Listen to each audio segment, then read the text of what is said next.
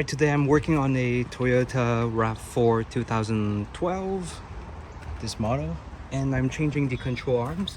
I'm changing it at home, so the RAV4 is not really as high as I wanted it to be. So my trick is I'm using a jack and a ratchet. This is the driver's side to loosen this control arm bolt, but that's after I have loosened all the bolts of the subframe. And I have put my ratchet right here so I can make some kind of spacer so it's lower. And when I raise the jack, this is the transmission oil pan on the driver's side, and then you raise the jack, it's gonna loosen this bolt right here you see. So good luck guys, I hope this trick really helped you.